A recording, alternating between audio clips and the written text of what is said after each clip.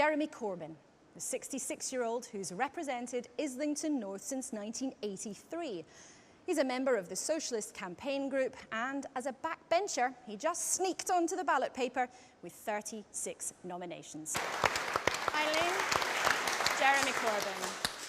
I was first elected to Parliament 32 years ago, and I've spent that time in Parliament representing my constituency and standing up for rights and justice in Britain and all around the world. I believe that is the function of the Labour Party. But I also think that over the years we've lost our way. We've become cowed by powerful commercial interests. We've become frightened of the press. We've become frightened to stand up for what we absolutely believe in. I want a more equal society. I want a fairer society. I want a world at peace, not at war. I want the Labour Party to be the heart of the community that is demanding those things and demanding jobs, homes and hopes for everybody so that they can live in a society that is more equal. We're moving in the wrong direction at the present time. Let's turn it round and move the other way. Thank you.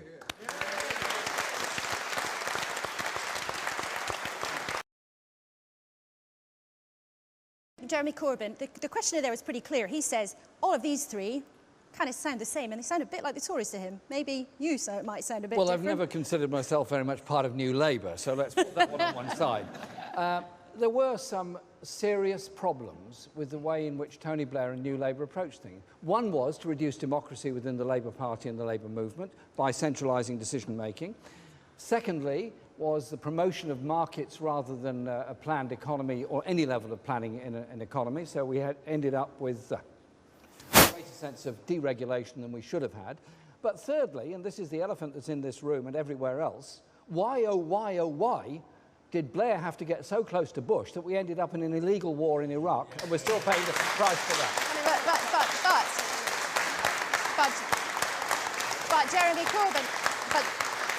But Jeremy Corbyn, the gentleman's point, and Paul's original question was, how do you move away from the legacy of Tony Blair?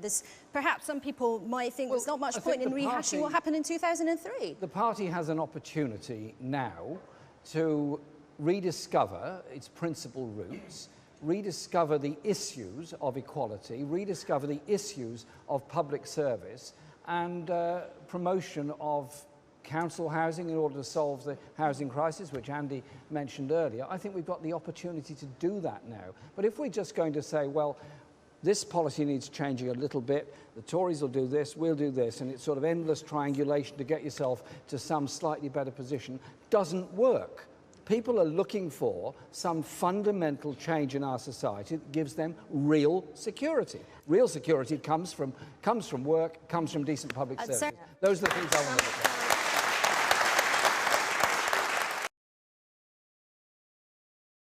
Clearly very worried for the future of this country. You say you're not racist, but you're really worried. Jeremy Corbyn, what do you say to him? What will you do First of all, the Labour leader? If there hadn't been immigration to this country, what kind of national health service would we have? What kind of transport system would we have? What kind of education system would we have? We would be in a much more difficult place than we are at the present time. I'll come to you, it's all right. No, we couldn't. Why have all the nurses and doctors left the industry then? Why have they left? Because we had them in the first place. Well, you got rid of the matrons, or you got the accountants in to run the business. The health service is a major employer and is very effective at delivering a good health service. And I think Jamaican nurses and others that came here in the 1960s have done a fantastic job, and we should recognise that. We should also, if I may finish, we should also recognise that migrants that come here actually contribute net to the economy, claim less, pay more in tax and work. Well, if there's a shortage of school places, if there's a shortage of housing, that is our failure to plan for need in the future. Well, I've shared platforms with Nicola Sturgeon in Glasgow opposing the Iraq War and opposing military interventions around the world, and I absolutely agreed with her, and she spoke brilliantly, and we got along very well on that. I think where she has been very effective is in mobilising large numbers of people in Scotland and putting forward in the general election fundamentally an anti-austerity message, which actually resonated with a lot of people who sort of got it. I think our fundamental mistake in Scotland was the Better Together campaign, when we joined up with the Tories instead of promoting our own Labour values of what we would want for a more radical Scotland in the future. But that wasn't really Monique's question, Jeremy Corbyn. Nicola's ability is to mobilise large numbers of people, has been to recruit large numbers of people to the SNP. We've got to be able to do the same kind of thing, albeit, I hope, on a rather more radical economic message than the SNP. And do you really think, as the candidate, that you can do that? I mean, with respect, there are Conservatives who are mobilising to try to get you elected because they think you'd be the easiest one to beat. There's some very funny people working on the internet, you know.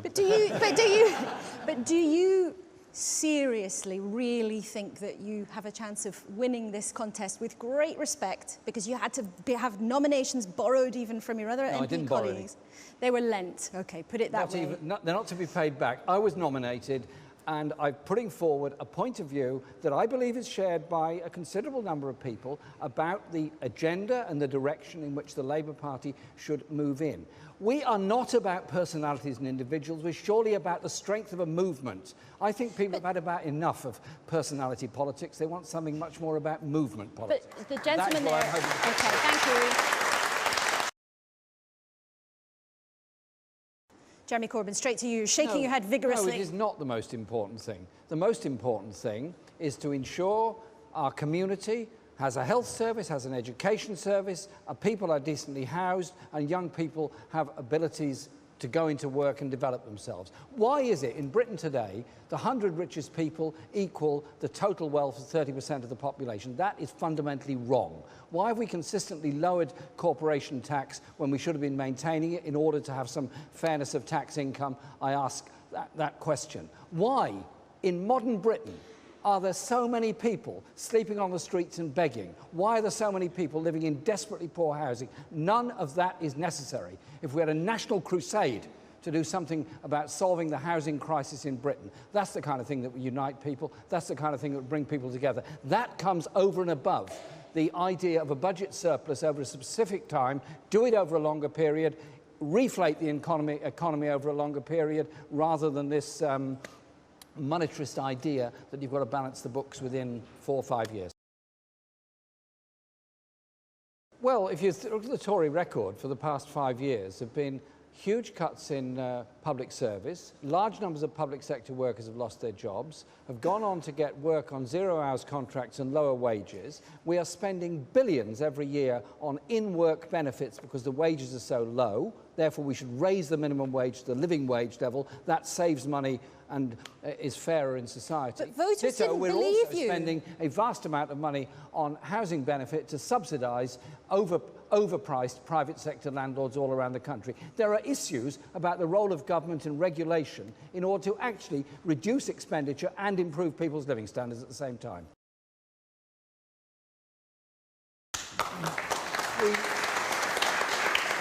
We live in a welfare state, and therefore we all pay in, and therefore you're entitled to claim when appropriate. That surely is something that's fair and reasonable and should be accepted. And I find this sort of benefit street mentality something deeply unpleasant about it. And I'll tell you why I find it unpleasant. I have people in front of me in my advice bureau every week in my constituency who've been to the availability for work tests. People often with mental health conditions fail the test.